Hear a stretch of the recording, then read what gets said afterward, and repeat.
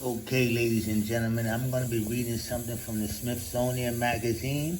You guys could go online and read it for yourself. I'm going to be reading about Carrie Clyde Holly, the first female feminist who started the feminist movement and what was a result of that movement. What we have now is a modern day woman. It says, what raising the age of sexual consent taught women about the vote. Before many women could vote in the United States, they lobbied male legislators to change statutory rape laws and gain political skills and process. The very first bill ever proposed by a female lawmaker in the United States came from Colorado State Representative Carrie Clyde Holly in January 1895. Building on a decade of women's activism, Holly's ambitious legislation sought to raise the age of consent in the state to 21 years old. In 1890, the age at which girls could consent to sex was 12 or younger in 38 states. In Delaware, it was 7. Such statutes had consequences, extending from the safety and well-being of young girls to women's future's place in society and their potential for upward mobility. To women reformers of various stripes, temperance, advocates, labor, leaders, and suffragists, Holly and her historic bill symbolized what was possible when women gained a voice in politics, the right to one's own body. I'm going to show you guys some of the contradictions in this in a moment, but this is actual history, this is facts. By petitioning legislators in dozens of states to revise statutory rape laws, these women forged interracial, cross-class collaborations and learned the political skills they later used to push for suffrage. Today, as the United States marks the centennial of the ratification of the 19th Amendment, the impact of women in politics and their fight to maintain their body autonomy remain touchstones of the nation's political conversations. Okay, let me go down here because I can't read all of this here. It says, let's read it here. In the late 19th century, the prevalence of sexual assault and sexual transmitted infections compelled thousands of women to political action. Based on English common law dating back to 1500, American lawmakers had selected 10 or 12 as the age of consent to coincide with the onset of puberty, as if once a girl menstruated, she was ready to have sex. Men accused of raping girls as young as 9 could and did simply say she consented to avoid persecution. Reformers understood that once ruined these young victims of assault could be forced into prostitution because no man would marry or hire a fallen woman. Okay, we're going to get into some interesting things here. Let me just scroll down a little bit to this part where it says,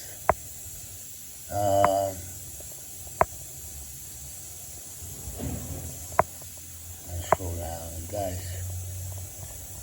Okay. Okay, it says the Maiden Tribune of Modern Babylon in the Pall Mall Gazette detailing how London husbands and fathers paid top dollar to devour. We're gonna be dealing with that word, devour child virgins, right? We're gonna be reading from 1 Corinthians chapter 7, verse 36. 1 Corinthians chapter 7, verse 36. It says, but if any man think that he behaveth himself uncomely towards his virgin, if she is past the flower of her age, and needs or require, because this is a requirement, the flower of her age, right? Needs or require. Let him do what he will. He sinneth not. Let them marry. Marry is the joining together of man and woman to becoming one flesh through the child. But anyhow, he uses the word flower. The flower is the actual menstruation, right? It says here,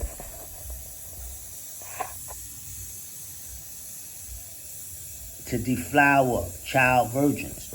Okay, so now we're going to be looking at the word flower. We're going to interpret flower with the actual Bible. Reading from Leviticus chapter 15, verse 24. It says, if any man lie with her at all, and her flowers be upon him, he shall be unclean 7 days, and all the bed whereon he layeth shall be unclean. So the flowers is an actual menstruation. Okay, so flowers is an actual menstruation. And in Corinthians, this is telling you, this is the New Testament, okay, if she's past the flower of her age. Okay, so now, God opened up Mary's womb at a very young age. She was a virgin. Okay, so now this is the tradition, and this has been the tradition of men and women. Okay, from Adam joining together with Eve, Lamech and his wives, okay, Abraham, Isaac, Jacob, King David, King Solomon, all of them had young wives, okay? So now, Carrie Clyde Holly, the first female feminist, right? What she did was she raised the age of consent from young women to marry, okay? So now she took their rights away for them to marry, okay, and put them in school. Okay, and as a result of that, put them in school, okay, this is the birth of the feminist movement. Now, another thing is that older women, their arch enemy is younger women. They continually compete with younger women, okay? They don't want older men to be involved with younger women because the older women, they want to be involved with the men. Okay, so it's a balance of things there, and women know this. Okay, so they don't want men going into young women, and also they want to use all kind of terms with men that want to be with young pure virgins. Okay, when in fact the women themselves, okay, they have to be a virgin to actual marry. I just read it to you right there. It says, but if any man thinks that he behaveth himself uncommonly towards his virgin, a woman has to be a virgin to marry. Okay? She has to be a virgin. And the harlots cannot marry. It says right here in 1 Corinthians chapter 6, verse 15. Know ye not that your bodies are the members of Christ? Shall I then take the members of Christ and make them the members of a harlot? God forbid. Right? So now, when we read in the book of the law, right, we can go all the way back here to, let's read something out of,